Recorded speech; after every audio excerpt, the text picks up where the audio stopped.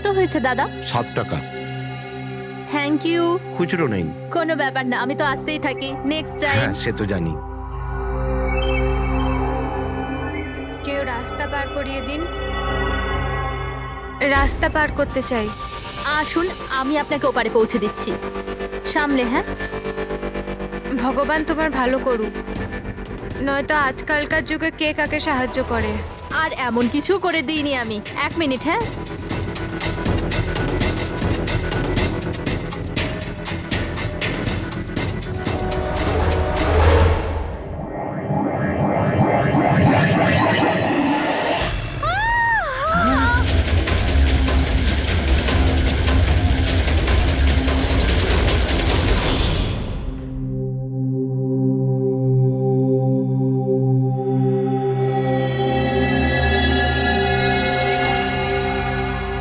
তুমি এখানেই দাঁড়াও।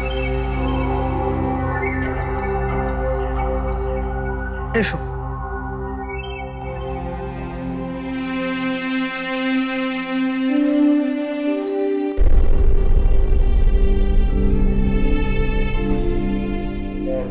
রাধিকা, ওঠো রাধিকা, দেখো তোমার বাবা এসেছে। স্যার, এটা কবে হলো, কি করে হলো? কাল রাত্রে তো একদম ঠিক ছিল আমার মেয়ে। রাধিকা ওঠো। রাধিকা ওঠো বাবা, ওঠো। আমরা বাইরে আছি। রাধিকা, রাধিকা ওঠো। দেখো, দেখো আমি এসেছি। রাধিকা ওঠো।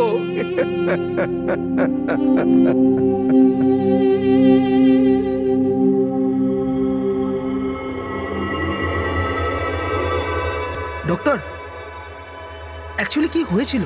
অ্যাক্সিডেন্ট। সকাল সকাল একটা গাড়িতে মেরেছে। যতক্ষণ লোকে এখানে নিয়ে এলো মারা গেছিল।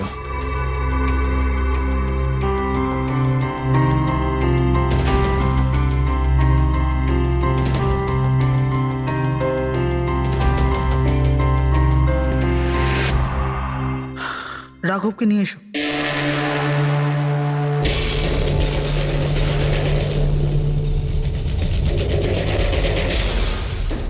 স্যার, একটু ভেতরে চলুন। কি হয়েছে? আসুন না স্যার।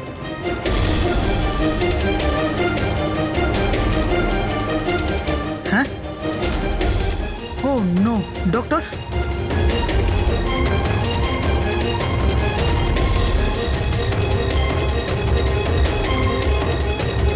He is dead.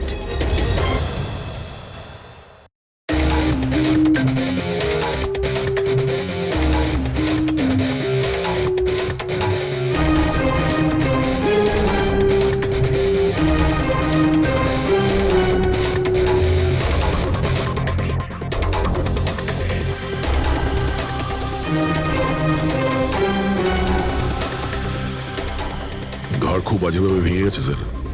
খুনি কোনো সুযোগই দেয়নি। স্যার, মাত্র 10 মিনিটের জন্য ওনাকে একা ছেড়েছিলাম। বুঝলাম না কি করে এসব হলো 10 মিনিটে। খুনির কোনো সূত্র? না স্যার, আমরা তো বাইরেই ছিলাম স্যার, দরজাও বন্ধ ছিল। কেউ বাইরে থেকে ভেতরে আসেওনি, ভেতর থেকে বাইরে যায়ওনি। এটা কিভাবে সম্ভব? মানছি খুনি এখানে লুকিয়ে বসেছিল, কিন্তু এসব করে বাইরে গেল কি করে, আর সেটা 10 মিনিটের ভেতরে? না না না, একটা কথা বল, তুমি জোর দিয়ে বলতে পারবে যে এখানে লাশ ছাড়া অন্য কেউ ছিল না? একদম স্যার, কেউ ছিল না। কারণ ঘর থেকে বেরোনোর আগে পুরো ঘরটা আমি নিজে চেক করেছি। কোনো লাশ তো খুন করতে পারে না, তাহলে করলোটা কে? এটা নিশ্চয়ই কোনো মানুষেরই কাজ। খুনি কোথায় লুকিয়ে থাকতে পারে? এই রাঘব কে ছিল? একজন সাধারণ চোর ছিল, কাল রাত থেকেই লকআপে ছিল। অ্যাক্সিডেন্টে ওর মেয়ে মারা গেছিল, তাই ওকে এখানে নিয়ে এসেছিলাম। দয়া,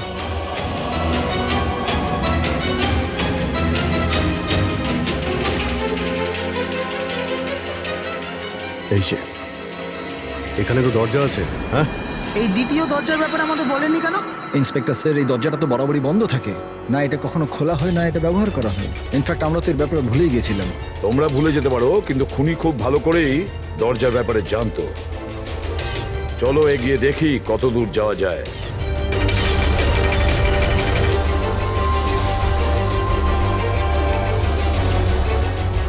স্যার এই জায়গাটা তো সত্যি সত্যি অনেক দিন ধরেই বন্ধ পড়ে আছে মনে হচ্ছে। স্যার, হ্যাঁ এই দেখুন, জুতোর ছাপ আর এই টুলের ছাপ, মনে হচ্ছে কেউ এখানে বসেছিল।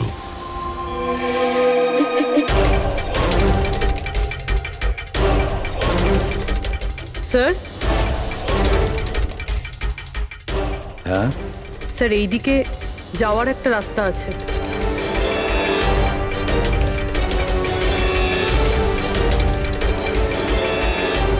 স্যার, হ্যাঁ স্যার এখানে সিমেন্টের প্লাস্টারের কাজ চলছে। হ্যাঁ এই সিমেন্টটা ভিজে রয়েছে। এখানে কোনো চিহ্ন না রেখে কেউ যেতেই পারবে না স্যার। আর এত বড় লাভ কেউ দিতেও পারবে না। সেটাই তো। স্যার এরকমও তো হতে পারে যে উনি অন্য কোনো রাস্তা ব্যবহার করেছে। হ্যাঁ, কিন্তু সেটা কোথায়? স্যার স্যার দরজা।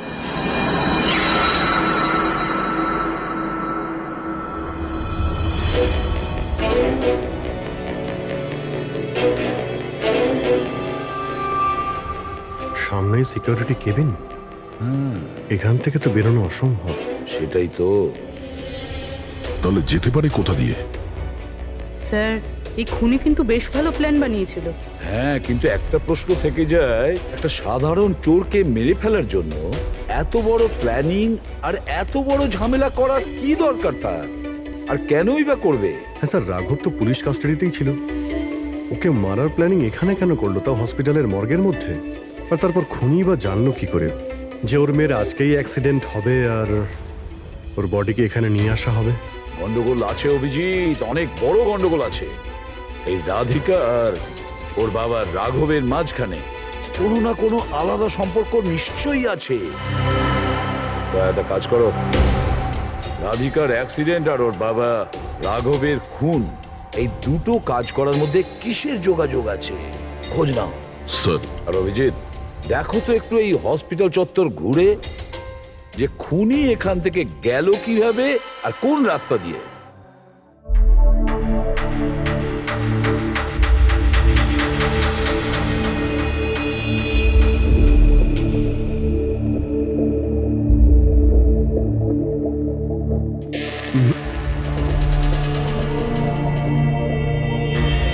এই জানালা দিয়ে যে খুনি বাইরে বেরিয়ে এসেছে তা তো মনে হচ্ছে না। হ্যাঁ স্যার, কেননা এখানে মাটিটা তো ভেজা রয়েছে। যদি এখান থেকে লাফিয়ে বাইরে আসে তো কোনো চিহ্ন বা কিছু তো থাকতো। সেটাই তো।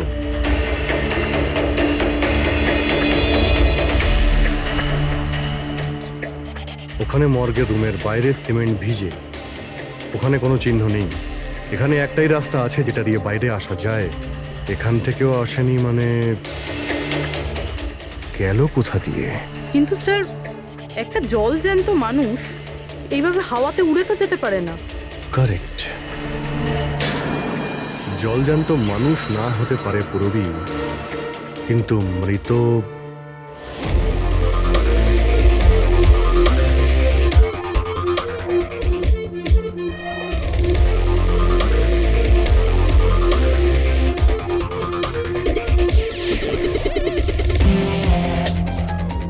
স্যার এই মেঝেতে যে জীবাণুনাশক কেমিক্যাল স্প্রে করা হয়েছে এর ওপর জুতোর ছাপ রয়েছে। মানে খুনি যদি রাঘবকে খুন করে এই দরজা দিয়ে বাইরে বেরিয়ে যায় তাহলে তার কেমিক্যাল লাগা জুতোর চিহ্ন ওখানেও থাকা উচিত। এখানটায় দেখো তো।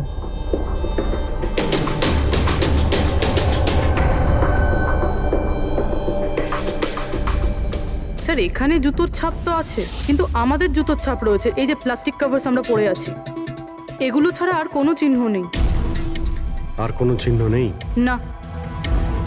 আচ্ছা, আমি যেরকম ভেবেছিলাম তেমনটাই হয়েছে। স্যার আপনি কি বলতে চাইছেন? মানে হলো খুনি এই দরজা দিয়ে বাইরে যায়নি। স্যার খুনি এই দরজা থেকে বাইরে যায়নি, মেইন ডোর থেকে বাইরে যায়নি, তাহলে বাইরে গেল কিভাবে? খুনি এই রুম থেকে বাইরেই যায়নি। এটা কি করে সম্ভব স্যার? রাঘবের মৃত্যুর পর এই রুমটা তো আমি নিজে চেক করেছি। যদি রাঘব ছাড়া এই রুমে আর কেউ ছিল তাহলে এই 8টা লাশ। Exactly my point. এখানে 8টা লাশ ছিল, 8টা। স্যার আপনি কি বলতে চাইছেন? রাঘবের খুন কোনো লাশ করেছে? হতে পারে। এই 8টা লাশের মধ্যে এখানে শুধু 5টা রয়েছে। 3টে লাশ তাদের পরিবারের লোকেরা নিয়ে গেছে। হ্যাঁ স্যার। যে লাশগুলো এখান থেকে গেছে তার ডিটেলস আমার এখনই চাই, এখনই। স্যার আমার মনে হচ্ছে এই খুনির রহস্য এই 3টে লাশের মধ্যে লুকিয়ে আছে।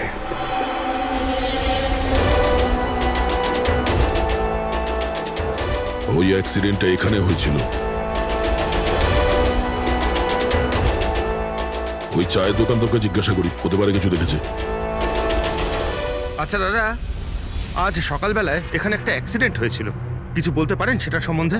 সাহেব, উনি এখানে পাশেই কাজ করতেন। উনি রোজ চা খেতে আমার এখানে অবশ্যই আসতেন। আজকেও চা খেয়ে উনি আমার এখান থেকে বেরোচ্ছিলেন, এমন সময় অ্যাক্সিডেন্ট হয়ে গেল। সাহেব, কিছু বুঝতেই পারলাম না ওই গাড়িটা কোথা থেকে এখানে এলো আর ওকে ধাক্কা দিয়ে গেল। গাড়ির নম্বরটা দেখেছেন আপনি? সাহেব, সবকিছু এত তাড়াতাড়ি হয়ে গেল, নাম্বার দেখার সুযোগই পাইনি। আচ্ছা, গাড়িটা কি ছিল দেখেছিলেন? সাদা রঙের বড় গাড়ি ছিল স্যার। ও একলা ছিল না ওর সাথে অন্য কেউ ছিল? এসেছিলেন তো একা একাই। না স্যার, ও একা ছিল না, ওর সঙ্গে আরেকটা মেয়ে ছিল যে অন্ধ ছিল, আর রাধিকা দিদি তাকে রোড ক্রস করাচ্ছিল যখন অ্যাক্সিডেন্ট হয়েছে। ওই মহিলাটা দেখতে পেতেন না? তাহলে ওরও চোট লেগেছে। কোথায় গেছে ও? সেটা তো জানি না স্যার, অ্যাক্সিডেন্টের পরেই ও উধাও হয়ে গেল। স্যার, আমার মনে হচ্ছিল যে ও নাটক করছে। প্রথমে তো ঠিকঠাকই দাঁড়িয়েছিল, তারপর দিদিকে দেখে ও সাহায্য চাইলো। এটা হতে পারে যে ওই মহিলা যে কোনোভাবেই হোক রাধিকাকে মাঝ রাস্তায় নিয়ে যেতে চেয়েছিল, সেই কারণেই ও চা খাওয়ার জন্য অপেক্ষা করছিল, আর সবাইকে ছেড়ে ও ওর কাছেই সাহায্য চেয়েছে। রাধিকা ওই মহিলাটিকে নিয়ে ডিভাইডারের কাছে যাওয়ার পরেই মহিলাটি গায়েব হয়ে গেছে। তারপরে ওই গাড়িটা রাধিকাকে মেরেছে। তার মানে এটা কোন অ্যাক্সিডেন্ট নয়, খুন? এখন তো এরকমই কিছু মনে হচ্ছে। কিন্তু স্যার, কেউ রাধিকাকে কেন খুন করবে? সেটাই তো জানতে হবে। রাঘব আর রাধিকার এই দুজনের মৃত্যুর কারণ কিছু বুঝতে পারছি না। রাঘব, এক মিনিট, এই রাঘব জেলে ছিল, আর ওখানে ওকে কেউ মারতে পারতো না। আর রাধিকাকে মেরে রাঘবকে সেখানে পাঠিয়েছিল যেখানে ওকে মারার ব্যবস্থা করেছিল, মর্গ। এক্স্যাক্টলি। কিন্তু স্যার, রাঘব তো একটা সামান্য চোর ছিল, ওকে মারার জন্য এত বড় প্ল্যানিং? ফ্রেডি নিশ্চয়ই এই মামুলি চোরের কাছে এমন কিছু ছিল যেটা মামুলি নয়। আচ্ছা, কালকে এখানে ডিউটিতে গেছিল? আমি ছিলাম স্যার, আর আমার সাথে এই 2 কনস্টেবল। আমরা রাঘবের পুরো ডিটেলস চাই। আচ্ছা, এটা বলুন যে ওকে কোন অপরাধের জন্য গ্রেপ্তার করা হয়েছিল? আমরা ওকে গ্রেপ্তার করিনি, কাল রাতে ও নিজে এখানে এসেছিল। আমি স্যারের সঙ্গে টাকার কথা বলছি, তুই আমাকে ইনফরমেশনটা বল। বল। না, আমি এখন বড়বাবুকেই বলবো। এটা বল, স্যার কোথায়? তুই আমাকে বল না। না, আমি স্যারকেই বলবো। কুশল, কিসের তর্ক বিতর্ক চলছে এখানে? নমস্কার স্যার। রাঘব, তুই এখানে কি করছিস? স্যার, রাঘব বলছে ও অনেক বড় ইনফরমেশন নিয়ে এসছে। আচ্ছা, ঠিক আছে, ওর কাছ থেকে ইনফরমেশন নিয়ে নাও। কিন্তু স্যার, ও টাকা চাইছে।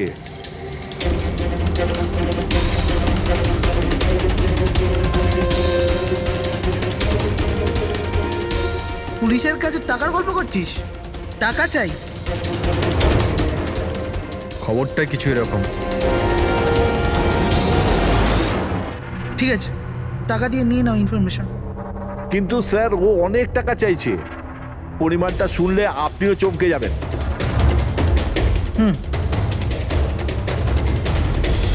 বল, কত দাম তোর ইনফরমেশনের? 3 কোটি। আরে, 3 কোটি? এমন কি ইনফরমেশন ছিল ওর কাছে যে এত টাকা চাইছিল? জানি না স্যার, ও কিছু বলেনি। হ্যাঁ, এটা বলছিল যে কয়েক হাজার লোকের জীবনের প্রশ্ন, কিন্তু বলবে তখনই যখন ও 3 কোটি টাকা নেবে। স্যার, কালকে রাতে তো ওকে আমি লকআপে রেখে দিয়েছিলাম। ভেবেছিলাম যে সকাল হলেই ওকে আমি আমার মতো করে জিজ্ঞেস করব। ঠিক তখনই ওর মেয়ের ব্যাপারে আমরা জানতে পারলাম, আর আমরা ওকে নিয়ে মর্গে চলে গেলাম। স্যার, এমন কি রহস্য ছিল ওর কাছে যার উপরে হাজার হাজার মানুষের প্রাণ নির্ভর করছিল, আর যার জন্য ওর নিজের এবং ওর মেয়ের প্রাণটাও গেল? আগে তো আমাদের এটা জানতে হবে যে এই রাঘব কালকে কোথায় কোথায় গেছিল আর কার কার সঙ্গে দেখা করেছিল, আর সারা দিন ও কি করেছিল। স্যার, দিনের কথা তো জানি না, কিন্তু রাতে ওর রোজকার মতো নেশাতেই ছিল। আমরা ওর ফাইলটা চাই। হ্যাঁ স্যার। এই লোকটা এখানে আসে দেখেছেন নাকি? হ্যাঁ আছে স্যার, আপনি ম্যানেজারকে জিজ্ঞেস করুন। ম্যানেজার কোথায়? ওপরে।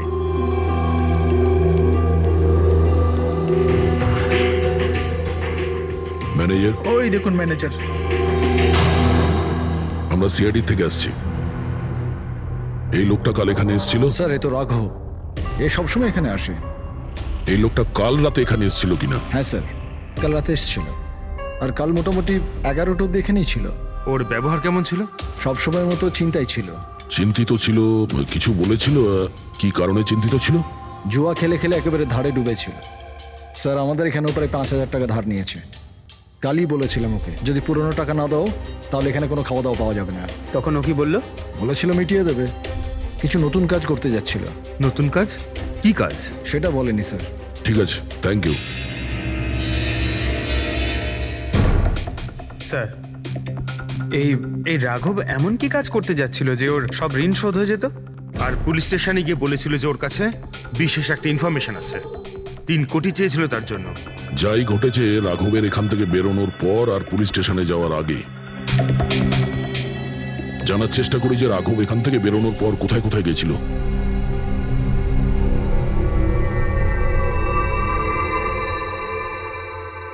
আচ্ছা, কালকে এই লোকটাকে আশেপাশে কোথাও দেখেছিলে? হ্যাঁ স্যার, যখন এখান থেকে বেরোচ্ছিলাম তখন আমি দেখেছি ওনাকে। তারপর কোথায় গেলেন আমি কিছু জানি না। আচ্ছা, এখান থেকে ও হেঁটে গেছিল না? হ্যাঁ স্যার, শুধু হেঁটেই গিয়েছিল, পুরো নেশা করেছিল। ওইদিকে কোথায় গেল স্যার? নেশা অবস্থায় হেঁটে গেছে তো বেশি দূর যায়নি। চলো দেখি। Thank you. ঠিক আছে স্যার।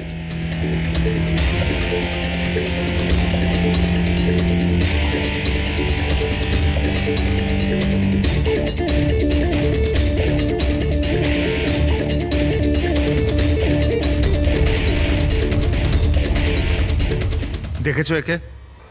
হ্যাঁ স্যার দেখেছি, একটু এগিয়ে যে গলিটা আছে না, ওখানেই যাওয়া আসা করে।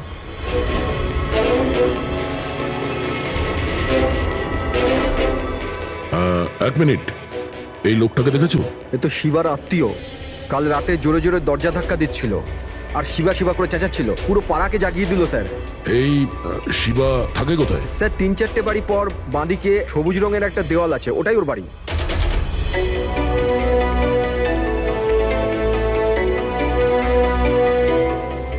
তালা লাগানো আছে, খুলতে হবে। পঙ্কজ একটা কাজ করো, আশেপাশে কেউ আছে কিনা দেখো, ডাকো ওকে। আরে এদিকে এসো।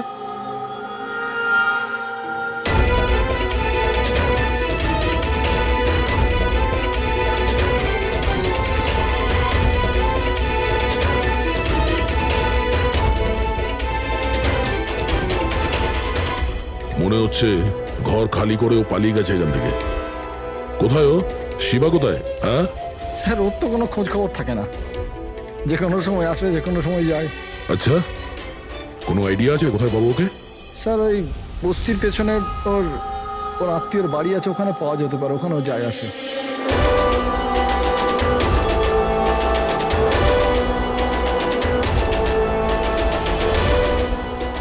এই বাড়িটা।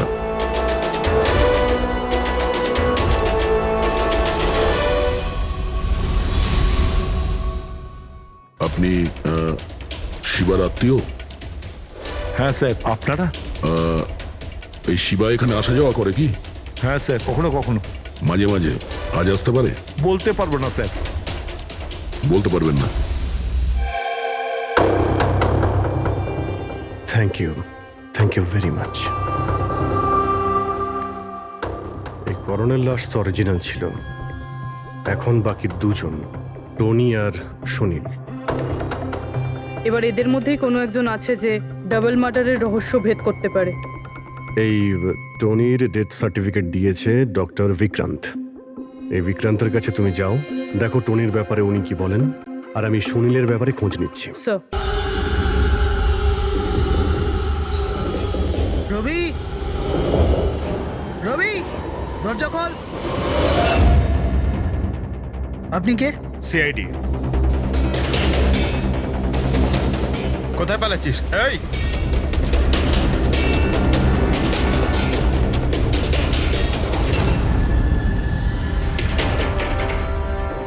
চল। স্যার আপনারা আমার পেছনে কেন পড়ে আছেন? আমি কিছু করিনি, আমাকে মারবেন না। দেখুন আমি চুপ। এখন এটা বল, ওই রাত্রে রাঘব যখন তোর বাড়িতে এসেছিল তখন কি হয়েছিল? স্যার, আমি রাঘবকে নিয়ে গেছিলাম মালাডের কমল সোসাইটিতে। ও চুরি করতে গেছিল, তাই ও একটা বাড়িতে ঢুকে পড়লো, কিন্তু আমি জানতাম না ও কোন বাড়িতে গেছিল। আমি ওখানেই মোটরসাইকেলে ওর জন্য ওয়েট করছিলাম।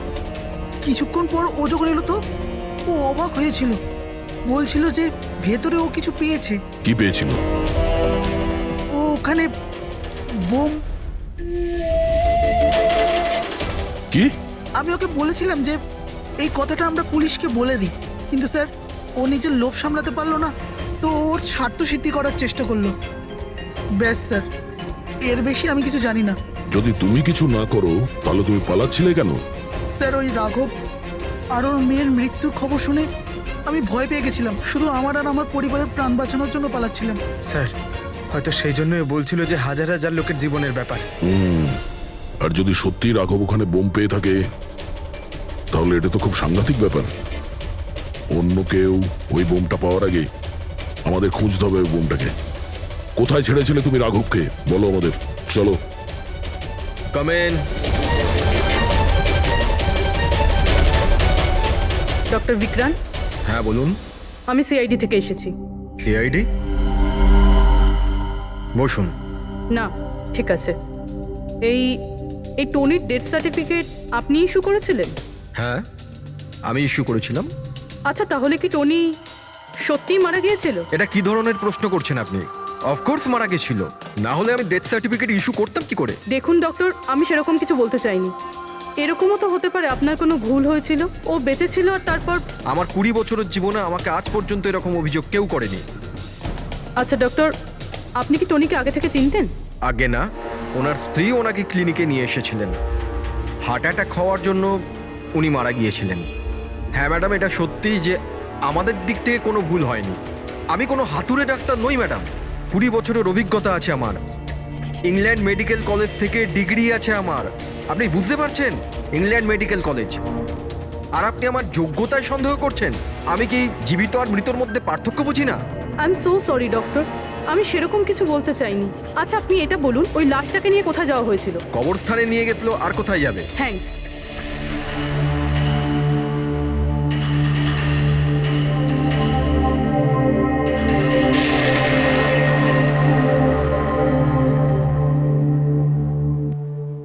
হ্যাঁ পুরবি, কি জানতে পারলে? স্যার, এই ডক্টর বিক্রান্ত যে টনির ডেথ সার্টিফিকেট ইস্যু করেছিল, এ কেমন অদ্ভুতভাবে কথা বলছিল। বলছিল যে সে তার ডিগ্রি ইংল্যান্ড মেডিকেল কলেজ থেকে পেয়েছে। England medical college? হ্যাঁ স্যার। স্যার, এই নামের তো কোনো কলেজ নেই। আমি ইন্টারনেটেও চেক করেছি। তাহলে আমাকে এরকম কেন বললো? আমার মনে হচ্ছে ও কিছু লুকোচ্ছে। স্যার, আমারও তাই মনে হয়। আমি একটা কাজ করছি, আমি খোঁজ নিচ্ছি। দেখো, এই কেসটা কিন্তু খুব বিপজ্জনক, বুঝেছো? তুমি একা কিছু করতে চেও না। তুমি তোমার লোকেশন পাঠাও, আমি এখনই যাচ্ছি। ওকে? ঠিক আছে স্যার।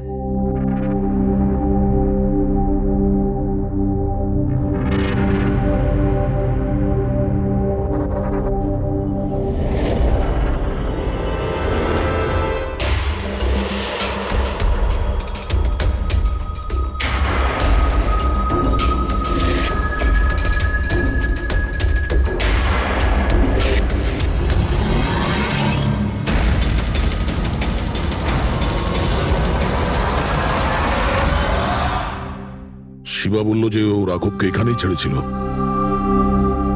এখানেই আশেপাশে কোথাও জিজ্ঞাসা করিনি? আপনাদের যা যা সাজেশন আছে আমাদের বলতে পারেন। মনে হচ্ছে কোনো মিটিং চলছে ভেতরে। সেটা একটু দেখে নেওয়া বাড়িয়ে নিলে। এক্সকিউজ মি, আমরা সিআইডি থেকে আসছি। আপনার কাছে কিছু জিজ্ঞাসাবাদ করব।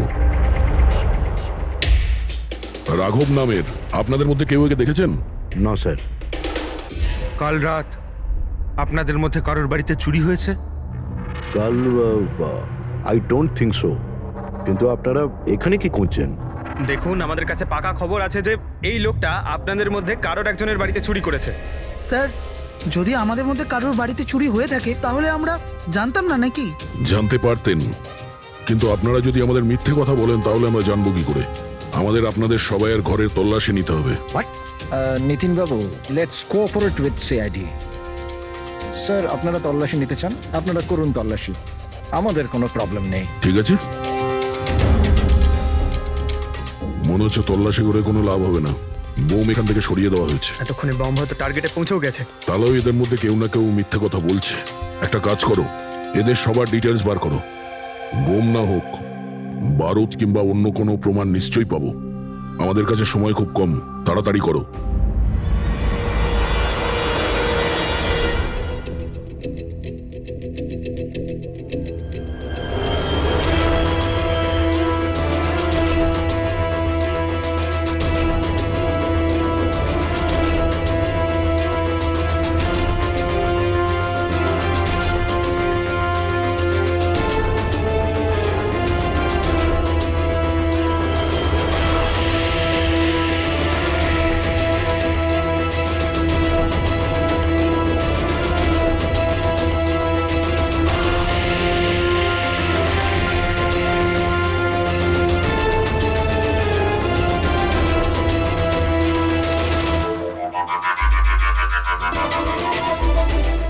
কফিন?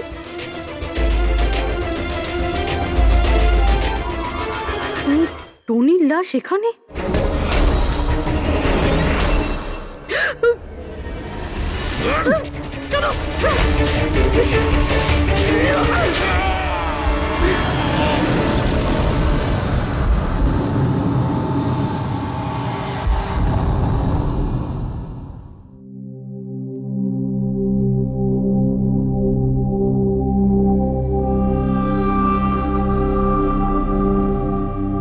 হ্যাঁ পঙ্কজ, স্যার বমের ব্যাপারে কিছু জানতেই পারছি না স্যার।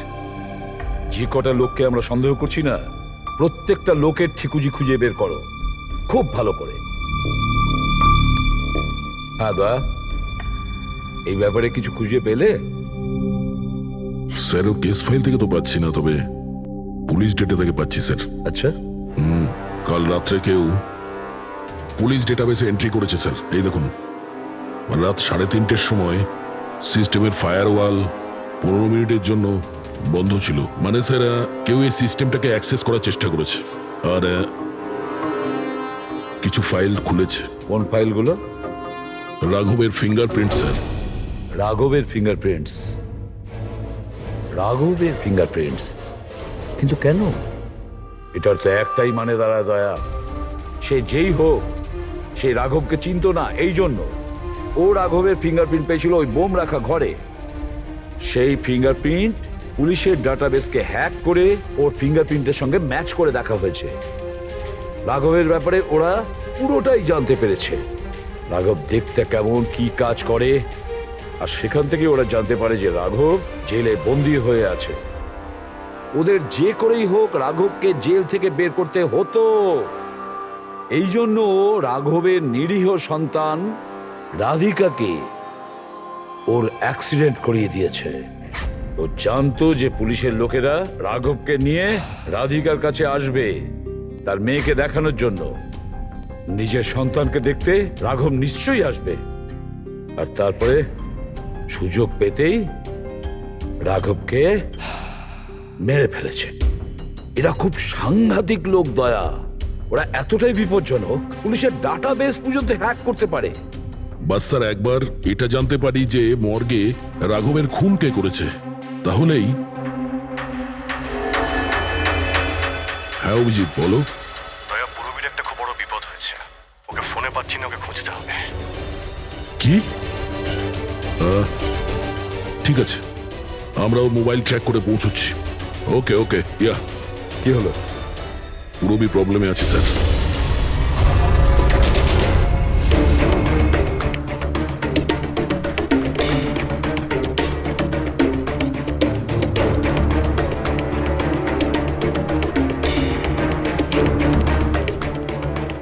লোকেশন তো এটাই বলছে,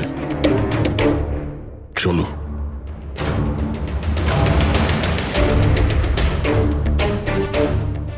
স্যার, দরজা তো খোলা। চলো।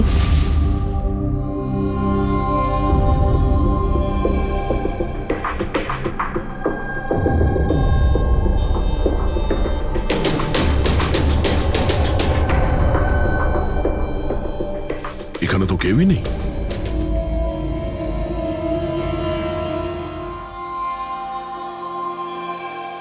মনে হচ্ছে কেউ আসছে।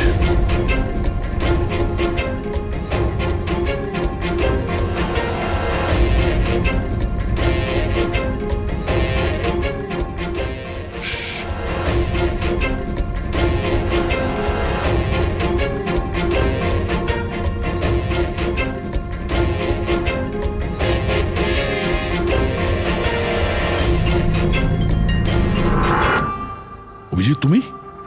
আমি পুরবীর মোবাইল ট্র্যাক করে এখানে এসেছি। পুরবী কোথায়? পুরবী তো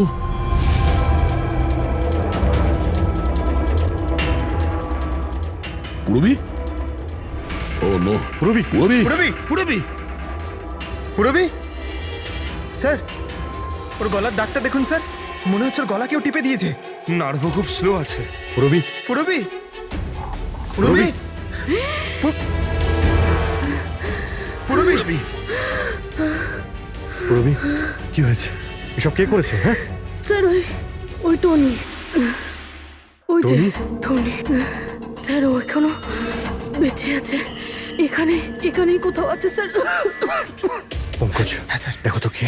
ফ্রেডি, তুমি এক্ষুনি পুরবীকে হসপিটালে নিয়ে যাও, বুঝেছো? চলো চলো পুরবী।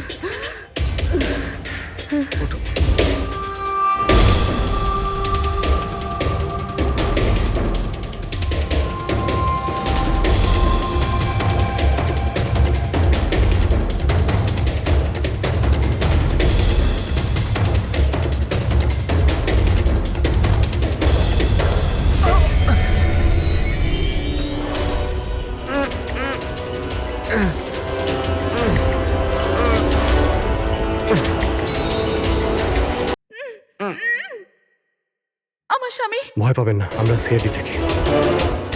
সাবধানে।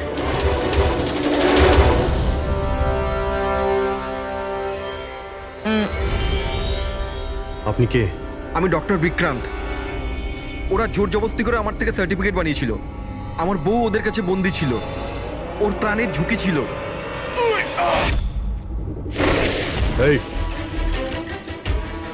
এসব কি হচ্ছে কি? হ্যাঁ, এতক্ষণ তো লাশটা মিথ্যে ছিল। যদি সত্যি কথা না বলো না, তোমাদের দুজনকে জীবন্ত পুঁতে ফেলবো।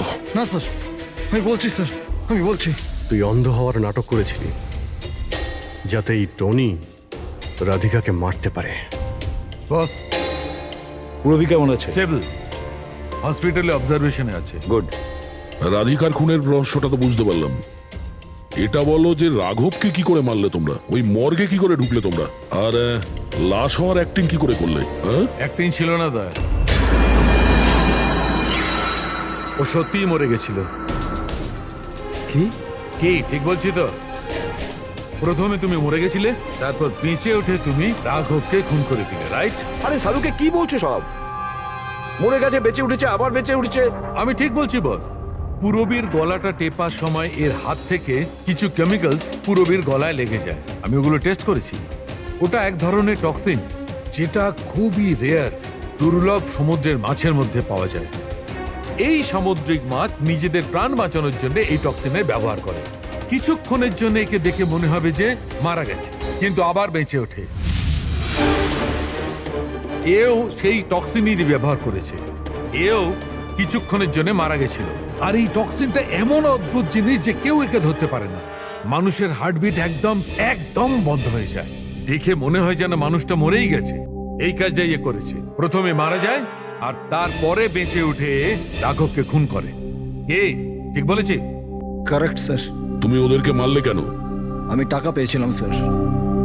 ইন্টারনেট থেকে কেউ আমাকে হায়ার করেছিল রাঘব আর রাধিকাকে মারার জন্য। বম কোথায়? বম কোথায় আমি জানি না স্যার। কে হায়ার করেছে তোমাদের? আমি এর আগে কোনোদিন দেখা করিনি স্যার। ও আমাকে একটা বিল্ডিংয়ে রেকি করার কথা বলেছিল, যেটাকে ওড়াতে চাইছিল। কোন building? DT pharma company limited.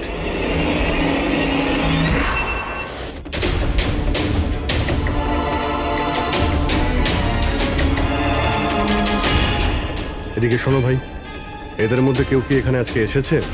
হ্যাঁ, এ পার্কিং লটে গেছে স্যার।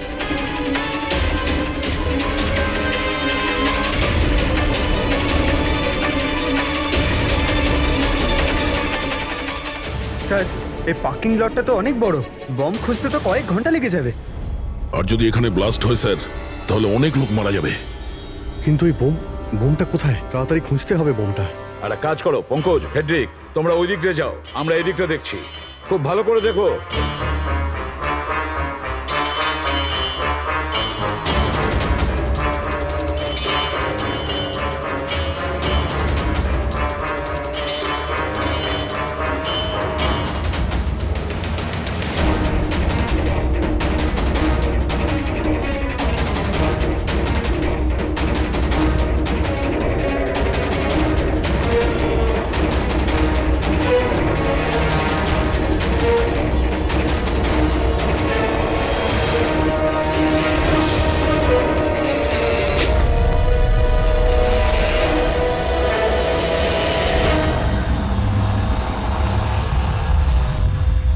নিতিন, সিআইডি এগোবে না কেউ বলে দিলাম। টিকা টিপে দেবো আমি, ছাড়বো না আমি কাউকে। চলুন স্যার, ওকে ধরো।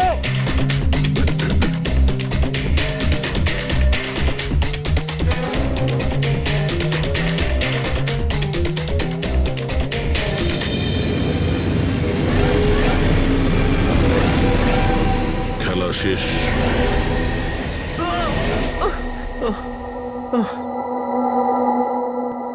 বলো নিতিন, কেন বোম দিয়ে এই বিল্ডিংটাকে উড়িয়ে দিতে চাইছিলে? বিল্ডিং নয় কোম্পানি, এটা স্বপ্ন আমার, পরিশ্রম আমার।